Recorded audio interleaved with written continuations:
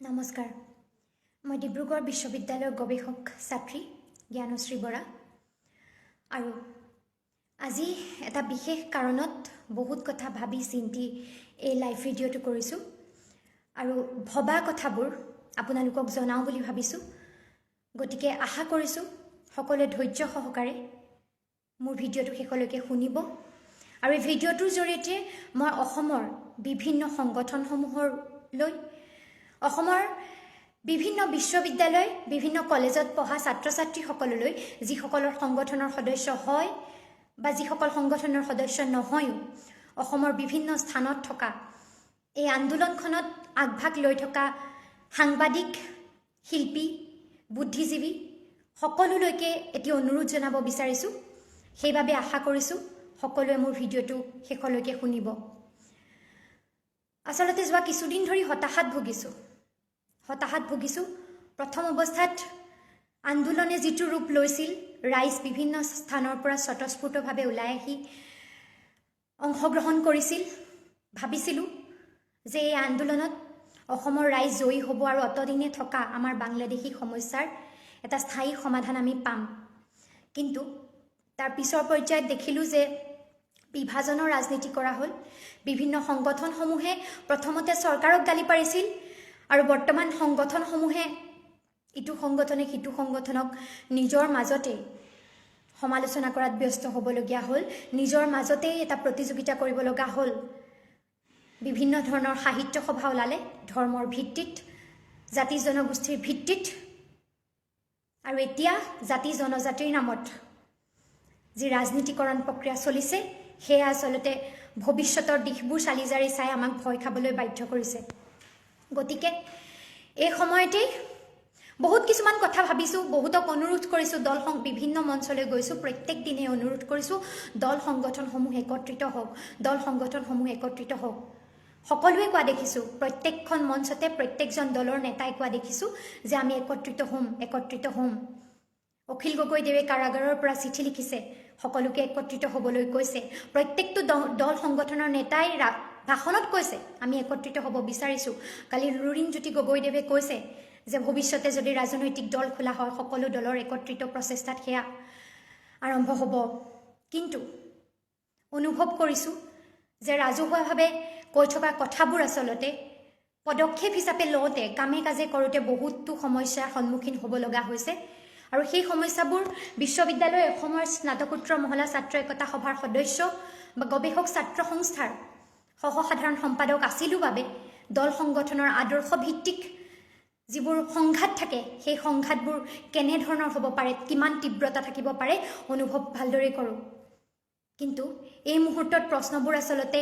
দল সংগঠনৰ আদৰ্শগত সংঘাতৰ নহয় এই সময়ত প্ৰশ্ন আচলতে কোনটো দলে বেছি মানুহ গোটাব পাৰিছে কোনটো সংগঠনৰ আন্দোলনে বেছি প্ৰাবল্য পাইছে সেয়া নহয় এই সময়ত আচলতে আমাৰ অস্তিত্ব ৰক্ষাৰ যুঁজ আগৰ দিনত যেতিয়া ৰজা মহাৰাজাসকলেও যুঁজ কৰিছিল বাহিৰৰ পৰা অহা শক্তিৰ বিৰুদ্ধে বিভিন্ন ৰজাৰ মাজত যিখিনি তেওঁলোকৰ বৈষম্য আছিল যি বেয়া ভাৱ আছিল সকলো ত্যাগ কৰি তেওঁলোকে একত্ৰিত হৈ যুদ্ধ কৰিছিল স্বাধীনতা সংগ্ৰামৰ কথাই যদি চাওঁ হয়তো স্বাধীনতা সংগ্ৰাম কৰা প্ৰতিজন ব্যক্তিৰ আদৰ্শ একে নাছিল কোনোবাই অহিংস আন্দোলনত বিশ্বাস কৰিছিল কোনোবাই হয়তো অস্ত্ৰ শস্ত্ৰৰে কৰা আন্দোলনত বিশ্বাস কৰিছিল কিন্তু সকলোৰে উদ্দেশ্য একে হৈছিল বাবে আমি স্বাধীনতা লাভ কৰিছিলোঁ গতিকে এই সময়ত বহুত অনুৰোধ কৰিব লগা আছে প্ৰথমটো অনুৰোধ ৰাইজক লৈ আমাৰ এটা মানসিক আচলতে চিন্তাধাৰাৰ এটা পথ আছে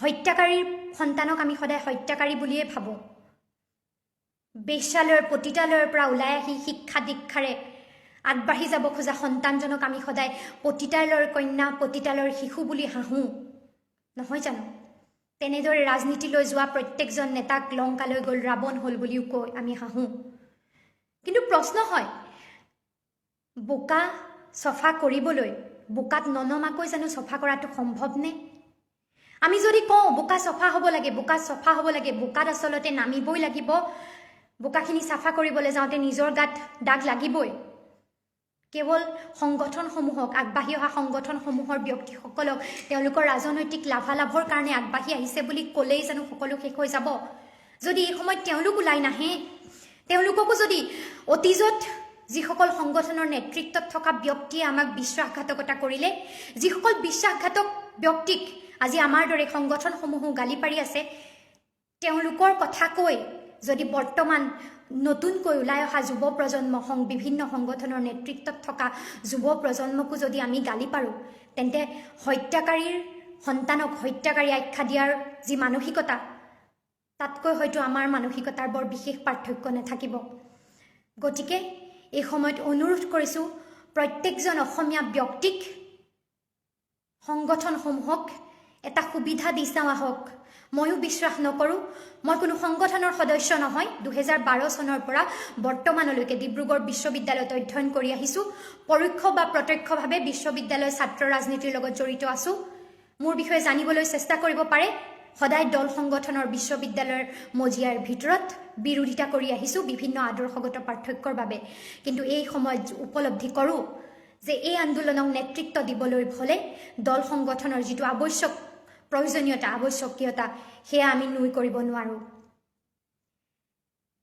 দল সংগঠনসমূহক বিশ্বাস এবাৰ আমি কৰি চাব পাৰোঁ, কিয়নো যিসকলক বিশ্বাস কৰি ইমান দিনে আমি ৰাজপাতত বহুৱালোঁ, তেওঁলোকে বাৰে বাৰে সাপ হৈ আমাক খুটি আছে আৰু বাৰে বাৰে বেজ হৈ জাৰিবলৈ দি আছোঁ।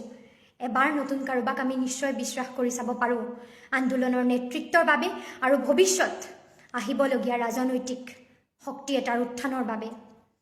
বুদ্ধিজীৱীসকলকো অনুৰোধ, দেখিছোঁ অসমত সমালোচনা কৰা মানুহৰ অভাৱ নাই, সমালোচনা সকলোৱেই কৰে। কিন্তু বুদ্ধিজীৱীসকললৈ মোৰ বিনম্ৰ অনুৰোধ, সাংবাদিকসকললৈ বিনম্ৰ অনুৰোধ, কেৱল সমালোচনাই সমাধানৰ পথ নেদেখুৱাই।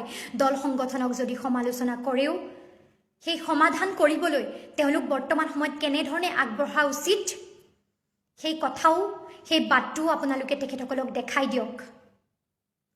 দ্বিতীয়তে আহোঁ সংগঠনৰ কথালৈ। প্ৰত্যেকটো সংগঠনৰ নেতৃত্বক এটা চিধা পোনপটীয়া প্ৰশ্ন সুধিব খুজিছোঁ। দল সংগঠনৰ আদৰ্শগত পাৰ্থক্য জাতিৰ অস্তিত্ব ৰক্ষাতকৈ ডাঙৰ নেকি?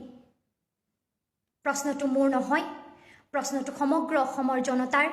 মই জানো বিশ্ববিদ্যালয় কলেজসমূহত বহুতো ছাত্ৰ ছাত্ৰী আছে যাৰ মনত বৰ্তমান সেই একেই সংঘাত আছে। আমি সকলোৱে হতাশাত ভুগিছোঁ দল সংগঠনৰ মাজত এই বৈষম্য দেখি। প্ৰথম আমি চৰকাৰক সমালোচনা কৰিছিলোঁ, এতিয়া দেখা পাইছোঁ দল সংগঠনবোৰে নিজকেই সমালোচনা কৰি আছে ইটোৱে সিটো দলক। দল সংগঠনৰ আদৰ্শগত পাৰ্থক্যসমূহে ভিতৰৰ ভেদাভেদখিনি ইমানেই ডাঙৰ নে যে আমি জাতিৰ স্বাৰ্থক অগ্ৰাধিকাৰ দিব নোৱাৰোঁ?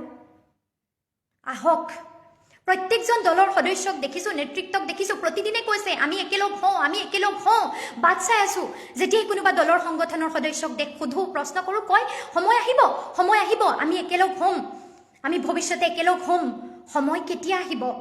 পুনৰ 6 বছৰীয়া সেই আন্দোলন কৰিম নেকি? পুনৰ অসমীয়া জাতিৰ খিলঞ্জীয়াৰ তেজেৰে ফাকু খেলা হ'ব নেকি? কেতিয়ালৈকে বাট চাই থাকিম? আমি কেতিয়ালৈকে আশা কৰিম যে দল সংগঠনৰ নেতৃত্বই সাৰ পাব আৰু অসমীয়া জাতিৰ স্বাৰ্থত গৈ দল সংগঠনৰ আদৰ্শগত পাৰ্থক্যসমূহ পাহৰিব, ভিতৰুৱা কাজিয়া সৰু সুৰা পাৰ্থক্যবোৰ ত্যাগ কৰি একেখন মজিয়ালৈ আহিব? এইবাৰ কওঁ নিজৰ কৰণীয়খিনিৰ কথা। সকলোৱেই দল সংগঠনক গালিও পাৰিছোঁ, একেলগ নহয়, কিন্তু প্ৰচেষ্টা লৈছোনে? আমি কোনোবাই চেষ্টা কৰিছোনে তেওঁলোকক একেলগ কৰাৰ? কেইদিনমানৰ আগতে জানো তেজপুৰ বিশ্ববিদ্যালয়ৰ ছাত্ৰ সমাজে তেনেধৰণৰ এটি পদক্ষেপ লৈছিল। মোকো আমন্ত্ৰণ জনাইছিল, বিশেষ কাৰণবশতঃ মই যাব পৰা নাছিলোঁ। কিন্তু দেখা পালোঁ, ভৱিষ্যত সময়ত দেখা পালোঁ যে সেই প্ৰচেষ্টা ফলৱৰ্তী নহ'ল। কি কাৰণত নহ'ল মই নাজানো, কি কাৰণত আগৰ পৰা হোৱা নাই তাক সমালোচনা কৰি সময় অপব্যয় কৰিব নিবিচাৰোঁ, ভৱিষ্যতৰ কথা চিন্তা কৰিব বিচাৰোঁ। সেইবাবে প্ৰথম মোৰ ফালৰ পৰা আজি এইটো লাইভ ভিডিঅ' কৰিছোঁ। এসপ্তাহ সময় দিছোঁ প্ৰত্যেকটো দল সংগঠনক। এসপ্তাহৰ ভিতৰত প্ৰত্যেকজন বিশ্ববিদ্যালয়ৰ ছাত্ৰ ছাত্ৰী, কলেজৰ ছাত্ৰ ছাত্ৰী, যিসকল সংগঠনৰ সদস্য হয় বা নহয়, অসমৰ প্ৰত্যেকজন সাংবাদিক, প্ৰত্যেকজন বুদ্ধিজীৱী আৰু সাধাৰণ জনগণক মই এটা অনুৰোধ জনাইছোঁ, অহা এসপ্তাহ সময়ৰ ভিতৰত আহক। আমি প্ৰত্যেকজন ব্যক্তিয়ে নিজৰ কণ্ঠৰে নিজে আহ্বান জনাওঁ, ব্যক্তিগতভাৱে, কোনো মঞ্চৰ পৰা নহয়, ব্যক্তিগতভাৱে আহ্বান জনাওঁ।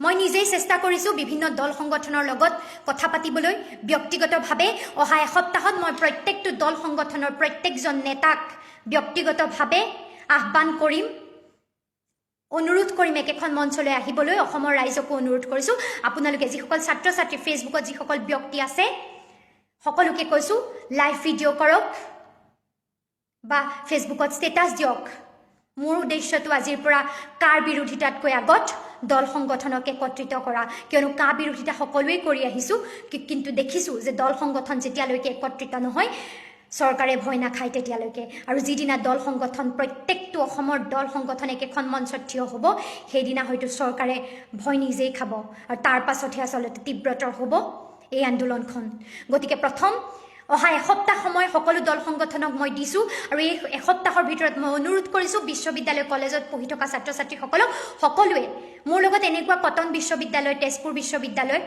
গুৱাহাটী বিশ্ববিদ্যালয়ৰ ছাত্ৰ ছাত্ৰী আছে বিভিন্ন কলেজৰ ছাত্ৰ ছাত্ৰী আছে মই জানো সেইসকলেও একেধৰণৰ আশা কিছুমান কৰি আছে সেই সকলোকে অনুৰোধ লাইভ ভিডিঅ' কৰক ফেচবুকত ষ্টেটাছ দিয়ক সকলোৱে আশা কৰোঁ দল সংগঠনক একত্ৰিত কৰিবলৈ চেষ্টা কৰক প্ৰত্যেকজন দল সংগঠনৰ নেতাক অনুৰোধ কৰিম বুদ্ধিজীৱীসকলক অনুৰোধ কৰিম কথা দিছোঁ ব্যক্তিগতভাৱে হ'লেও ৰাতি দিন এক কৰিব লগা হ'লেও যদি কথা দিয়ে আপোনালোকে ৰাজহুৱাভাৱে আমাক জনায় ব্যক্তিগতভাৱে আমাক জনায় যে আপোনালোকে একেখন মঞ্চত আহি থিয় হ'ব সেইখন গণসমাৱেশ আয়োজন কৰাৰ দায়িত্ব লৈছোঁ তেনে এখন গণসমাৱেশ কোনো মঞ্চ নহয় যাতে ভৱিষ্যতে কোনো ৰাজহুৱা মঞ্চৰ নাম দি কোনো সংগঠনৰ নাম দি তাক পুনৰ ৰাজনীতিকৰণ কৰাৰ চেষ্টা কৰা নাযায় তাৰ বাবে চেষ্টা কৰিম সকলো ৰাইজক সেইবাবে অনুৰোধ কৰিছোঁ অহা এসপ্তাহ সময়ৰ ভিতৰত সকলোৱে এটা উদ্দেশ্য লওঁ দল সংগঠনক একত্ৰিত কৰা প্ৰথম অৱস্থাত আজি কোনো ব্যক্তি বিশেষৰ কোনো সংগঠনৰ নেতৃত্বৰ নাম নোলোৱাকৈ এই ভিডিঅ'টো কৰিছোঁ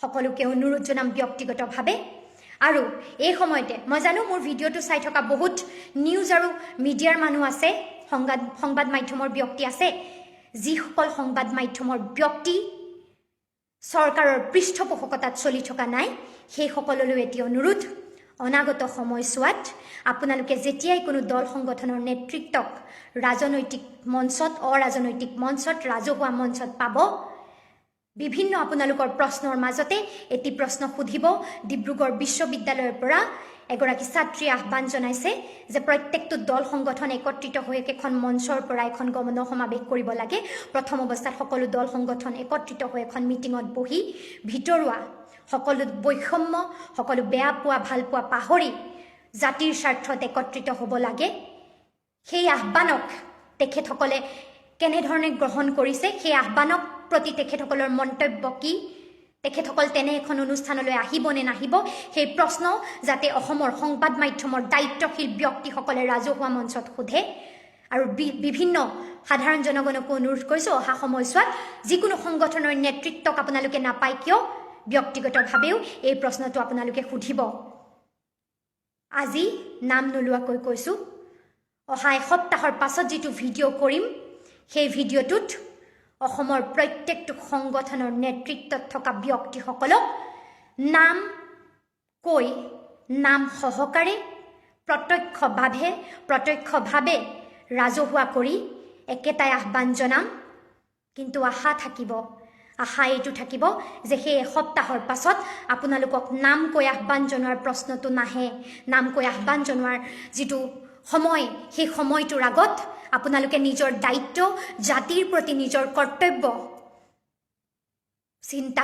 কৰ্তব্যৰ বিষয়ে চিন্তা কৰি আপোনালোকে মোৰ ভিডিঅ'টো দেখাৰ পাছত বা মই আপোনালোকক ব্যক্তিগতভাৱে কথাখিনি জনোৱাৰ পাছত আমাক এটা ধনাত্মক এটা পজিটিভ ৰিজাল্ট দিব আশা কৰিম আৰু এইটোও আশা ৰাখিম যে ভৱিষ্যত সময়ত এসপ্তাহৰ পিছত যিটো লাইভ ভিডিঅ' কৰোঁ সেই লাইভ ভিডিঅ'টোত আমি নিৰাশ নহৈ আমি সংগঠনৰ বিৰোধিতাৰে কিবা মন্তব্য কৰিব লগা নহওক আৰু সংগঠনৰ সপক্ষে মাত মাতিব লগা হওক আৰু সেই এসপ্তাহৰ পাছত কৰিব লগা ভিডিঅ'টোত অসমৰ জনগণক যাতে জনাব পাৰোঁ অসমৰ সংগঠনসমূহে জাতিৰ ঊৰ্ধত নিজৰ জাতিৰ স্বাৰ্থত গৈ সংগঠনৰ নীতিগত আদৰ্শগত পাৰ্থক্যৰ ঊৰ্ধত গৈ জাতীয় আন্দোলনক অগ্ৰাধিকাৰ দি একত্ৰিত হ'ম বুলি আমাক কথা দিছে ৰাতি দিন এক কৰি দিম সেইখন গণসমাৱেশ আয়োজন কৰিবলৈ, ৰাতি দিন এক কৰিম সেইখন মিটিং আয়োজন কৰিবলৈ। কিন্তু আপোনালোকৰ পৰা এটা কথা লাগিব, সেইখন মিটিঙলৈ আপোনালোক আলহী হৈ আহিব নোৱাৰিব। সেইখন মিটিঙৰ বেনাৰখনত কোনো নিৰ্দিষ্ট সংগঠনৰ নাম থাকিব নোৱাৰিব।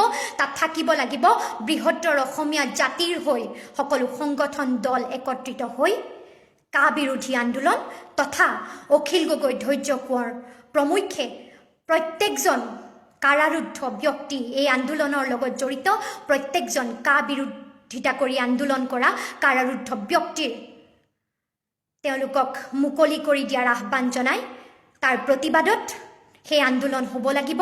আৰু তাৰ বাবে প্ৰত্যেকটো দল সংগঠন থিয় হ'ব লাগিব একত্ৰিত হৈ, নিজস্ব কোনো বেনাৰ নথকাকৈ। আৰু প্ৰত্যেকটো দল সংগঠনে কিন্তু আলহী হৈ আহিলে নহ'ব। প্ৰত্যেকটো দল সংগঠনে এতিয়া তেওঁলোকৰ যিকোনো সমাৱেশ যিদৰে আয়োজন কৰি আছে, যিদৰে তেওঁলোকে নিজস্ব কাম বুলি আগবাঢ়ি আহিছে, সেইদৰে তেখেতসকল আগবাঢ়ি আহিব। আগবাঢ়ি আহি তেখেতসকলে ক'ব যে আমি এই মিটিংখন, আমি এই গণসমাৱেশখন নিজৰ সমাৱেশ বুলি নিজেই কষ্ট কৰি আয়োজন কৰিম।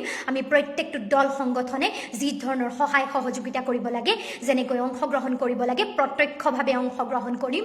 আমি আলহী হৈ নাহোঁ। আশা কৰিম অনাগত সময়ত জুবিন গাৰ্গ, মানস ৰবীন্দ্ৰকে প্ৰমুখ্য কৰি অসমৰ শিল্পী সমাজেও এই মোৰ আহ্বানত সঁহাৰি জনাব। অসমৰ সাংবাদিক মাধ্যমৰ যিসকল ব্যক্তি, Ajit Bhuyan sir, Manjit Mahanta sir, Hiren Gohain sir, যিসকল ব্যক্তিয়ে এই আন্দোলনত প্ৰত্যক্ষভাৱে অংশগ্ৰহণ কৰি আছে, প্ৰত্যেকজনে মোৰ এই অনুৰোধক সন্মান জনাব। আৰু আশা কৰিম এসপ্তাহৰ ভিতৰত আমি প্ৰত্যেকটো দল সংগঠনৰ পৰা এটা ধনাত্মক উত্তৰ পাম। বহুত বাট চালোঁ আৰু বাট চাবলৈ ধৈৰ্য নাই, বাট চোৱাৰ সময় শেষ হৈ গৈছে। সংগঠনৰ সদস্যসকললৈ অনুৰোধ এটা কৰি যাওঁ। জানো আদৰ্শগত পাৰ্থক্য, সংগঠনৰ আৱেগ বুজি পাওঁ, সেইবাবে বুজি পাওঁ এনেধৰণে একেখন মঞ্চত আহিবলৈ কৰা প্ৰচেষ্টাত সংগঠনৰ মজিয়াত বিভিন্ন অসুবিধাৰ সন্মুখীন হ'ব লাগে, সন্মুখীন হ'বলগীয়া হ'ব পাৰে। সংগঠনৰ নেতৃত্বৰ মাজতো বিভিন্ন মতবিৰোধ হ'ব পাৰে। কিন্তু সদস্যসকললৈ অনুৰোধ জনাওঁ, অন্ধভক্তৰে দেশখন ভৰি পৰিছে, অতিষ্ঠ হৈ গৈছোঁ। সংগঠনৰ সদস্যসকল অনুৰোধ কৰিছোঁ, অন্ধ সদস্য হৈ নাথাকিব। আপোনালোকে জাতিৰ স্বাৰ্থত গৈ যিটো শুদ্ধ, যিটো কৰিলে জাতিৰ স্বাৰ্থ উদ্ধত থাকে, সেই বিষয়ে মাত মাতক। আপোনালোকৰ সংগঠনৰ ভিতৰ চৰাত আপোনালোকে নিজৰ মতবোৰ ৰাখক। কেৱল ওপৰৰ পৰা নিৰ্দেশ দিলেহে কাম কৰিম বুলি নহয়। সকলো সংগঠনৰ নেতৃত্বক, সংগঠনৰ সদস্যসকলে মোৰ ফালৰ পৰা জনোৱা এই আহ্বানটো জনাওক আৰু আমাক কথা দিয়ক। এয়া কোনো ব্যক্তিগত আহ্বান নহয়, মই ৰাজহুৱাকৈ আহ্বান কৰিছোঁ। আৰু যিসকলে মোক ভৱিষ্যত সময়ত নিগেটিভ উত্তৰ দিব, সেই নিগেটিভ উত্তৰটো মই ৰাজহুৱাকৈ জনাবলৈ ভয় নকৰোঁ। ৰাজহুৱাকৈ সেইবাবে অনুৰোধ কৰিছোঁ, ব্যক্তিগতভাৱে অনুৰোধ কৰিম। যিসকল ব্যক্তিয়ে ধনাত্মক উত্তৰ দিব, যিসকল ব্যক্তিয়ে ক'ব সংগঠনৰ স্বাৰ্থত উদ্ধত গৈ জাতিৰ স্বাৰ্থৰ বাবে আমাৰ একত্ৰিত হৈ মাত মতাৰ কোনো অসুবিধা নাই, আমি জাতিৰ স্বাৰ্থৰ বাবে সংগঠনৰ বৈষম্যবোৰ পাহৰি আমি একত্ৰিত হ'ম, এই কা বিৰোধী আন্দোলনখনত কাৰাৰুদ্ধ ব্যক্তিসকলৰ সপক্ষে মাত মাতিম, চৰকাৰৰ বিৰুদ্ধে মাত মাতিম। ভৱিষ্যতৰ ৰাজনৈতিক শক্তিটোৰ বাবে একত্ৰিত হৈ সকলোৱে আগবাঢ়ি যাম। সেইসকল ব্যক্তিক প্ৰকৃতাৰ্থত শ্ৰদ্ধা কৰিম। সেইসকল ব্যক্তি যিকোনো সংগঠনৰেই নহওক কিয়, যেতিয়া ভৱিষ্যতে ৰাজনৈতিকভাৱে ওলাই আহিব, তেখেতসকলৰ বাবে আগবাঢ়ি যাম। কিন্তু এই মুহূৰ্তত যিসকল ব্যক্তিৰ পৰা ধনাত্মক উত্তৰ এটা নাপাম, ৰাজহুৱাকৈ জনাবলৈও বেয়া নাপাওঁ। আৰু তেখেতসকলক জাতিৰ প্ৰতি যি শ্ৰদ্ধা, জাতিৰ প্ৰতি যি আৱেগ আছে, সেই আৱেগক শ্ৰদ্ধা কৰিবলগীয়া, সন্মান জনাবলগীয়া বুলি নাভাবিম। কিয়নো এয়া প্ৰশ্ন জাতিৰ, এয়া প্ৰশ্ন আমাৰ অসমীয়াৰ সত্তাৰ, অসমীয়াৰ সংস্কৃতিৰ, অসমীয়াৰ ভাষাৰ। জাতিক ৰক্ষা কৰক, সংগঠন ৰক্ষা নিজেও হ'ব। আশা কৰিম এতিয়ালৈকে যিদৰে চৰকাৰক প্ৰত্যেকজন অসমীয়াই আহ্বান জনাই আছে, প্ৰত্যেকজন অসমীয়াৰ তেজৰ ওপৰেৰে গৈ প্ৰত্যেকজন অসমীয়াৰ আহ্বানক মষিমূৰ কৰি যিদৰে চৰকাৰে এটা বাহিৰা শক্তি, এটা দলৰ কথা শুনি হিন্দুত্ববাদৰ গুণ গাই আমাৰ আহ্বানবোৰ, কাতৰ অনুৰোধবোৰ মষিমূৰ কৰি পেলাইছে, আৰু সংগঠনৰ নেতাসকলে যিসকলক গালি পাৰি আছে আৰু কৈছে যে জাতিৰ স্বাৰ্থ কেতিয়াও RSS বিজেপিৰ হিন্দুত্ববাদৰ তলত ৰাখিব আপোনালোকে নোৱাৰে, সেইসকল সংগঠনৰ নেতায়ো যাতে কথাটো নিজেই ভাবে যে আমি জাতিৰ স্বাৰ্থ উদ্ধত ৰাখোঁ আৰু জাতিৰ স্বাৰ্থৰ বাবে আমি সকলো একত্ৰিত হ'ম, সেইসকলৰ সংগঠনৰ নেতায়ো যাতে আমাক ভৱিষ্যত সময়ত তেখেতসকলৰ লগত থকাৰ বাবে, তেখেতসকলক বিশ্বাস কৰাৰ বাবে, তেখেতসকলৰ লগত একমত হৈ আমাৰ তেখেতসকলৰ প্ৰতি থকা আদৰ্শগত সংঘাতবোৰ পাহৰি ভৱিষ্যত একত্ৰিত আন্দোলন আৰু ভৱিষ্যতে অসমৰ পৰা উত্থান হ'বলগীয়া ৰাজনৈতিক শক্তিটোত বিশ্বাস কৰিবৰ বাবে যাতে আমাৰ যি আশাক প্ৰকৃত মৰ্যাদা দিয়ে, আমাৰ তেখেতসকলৰ ওপৰত যি বিশ্বাস, যি আস্থা, সেই বিশ্বাসক প্ৰকৃত মৰ্যাদা দিয়ে, সেয়াই অনুৰোধ কৰিছোঁ। জানো অসমৰ পৰা এই মুহূৰ্তত ৰাজনৈতিক শক্তি এটাৰ উত্থান হ'বই লাগিব, কিয়নো ৰাজনৈতিক সমস্যাৰ সমাধান অৰাজনৈতিকভাৱে হৈ থাকিব বেছি দিনলৈকে নোৱাৰে। সেই ৰাজনৈতিক শক্তিটোক বিশ্বাস কৰোঁ, কিন্তু তাৰ আগতে দল সংগঠন একত্ৰিত হ'ব লাগিব বুলিও বিশ্বাস কৰোঁ। ধন্যবাদ জনালোঁ শেষত। ভিডিঅ'টো যিমান পাৰে শ্বেয়াৰ কৰক। বিশ্ববিদ্যালয়ৰ ছাত্ৰ ছাত্ৰীসকলে নিজৰ একাউণ্টৰ পৰা ভিডিঅ' কৰক, ষ্টেটাছ দিয়ক। ব্যক্তিগতভাৱে বিভিন্ন সংগঠনৰ নেতাসকলক অনুৰোধ কৰিছোঁ নিজৰ মাজত কথা বতৰা পাতক। সংবাদ মাধ্যমক অনুৰোধ কৰিছোঁ কেৱল চৰকাৰৰ বিৰোধিতা কৰি নাথাকি এই সময়ত এই কথাটোত এনেধৰণৰ এটা সিদ্ধান্তত অলপ গুৰুত্ব প্ৰদান কৰক। বুদ্ধিজীৱীসকলক অনুৰোধ কৰিছোঁ কেৱল সমালোচনা নকৰি ধনাত্মক সমালোচনা কৰক। কি কৰিলে বৰ্তমান আমাৰ আঞ্চলিক শক্তিৰ উত্থান হ'ব পাৰে, কি কৰিলে আমি শক্তিশালী অসমীয়া জাতি হ'ব পাৰোঁ, সেই বিষয়ে আলোচনা কৰক। গালি পৰা সমালোচনা কৰা সময় পাৰ হৈ গ'ল। ধন্যবাদ। এইবাৰ অসমীয়া ৰাইজ আগবাঢ়িব লাগিব, এইবাৰ ছাত্ৰ ছাত্ৰী অসাংগঠনিক ছাত্ৰ ছাত্ৰী আগবাঢ়িব লাগিব। সকলোৱে দায়িত্ব লোৱা হওক। প্ৰথমতে সংগঠনখিনিক একত্ৰিত কৰি লওঁ। শুভৰাত্ৰি। জয় আই অসম।